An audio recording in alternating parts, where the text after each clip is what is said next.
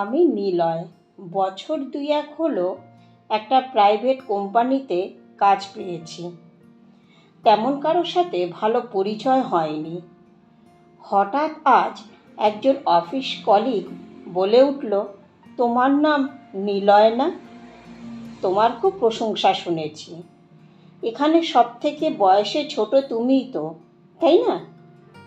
একটু হেসে উঠলাম। ওই আর কি। আমার নাম গোপাল। সবাই আমাকে আদর করে গোলুদা বলে ডাকে।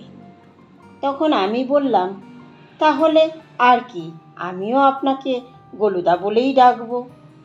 তারপর থেকে দুজনের মধ্যে বেশ মিল হয়ে গেল। একদিন গোলুদা বলে, আচ্ছা নিলয়, তোমার বাড়িতে কে কে আছে? আমি বললাম, ওই মা আর ভাই। আর কে আছে? দাদু দিদা। গোলুদা বলে উঠল, আর? কথা শোনার পরে আমি বলে উঠলাম, বস রাগ হয়ে যাবে, দেখলে বকবে, বুঝতেই তো পারছো, বেসরকারি কাজ, কেউ নালিশ করে দিলে চাকরিটা চলে যাবে, মা ভাইকে কি খাওয়াবো? বলে আমি বসের রুমের দিকে চলে এলাম। গোলুদা খুব চালাক, উনি বুঝতে পেরেছে যে আমি কিছু লুকোচ্ছি।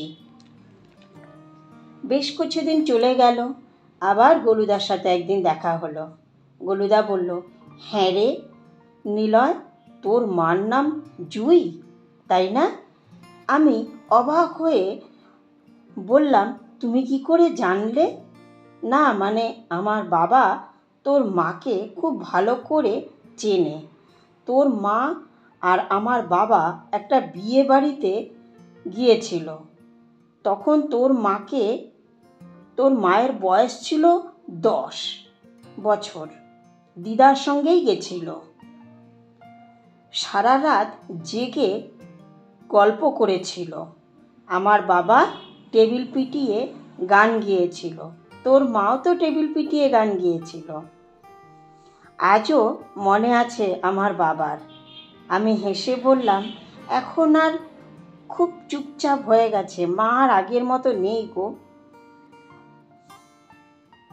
সংসার চালাতে চালাতে সব কিছু হারিয়ে গেছে, খালি স্মৃতিটুকুই রেখে গেল মনের মধ্যে।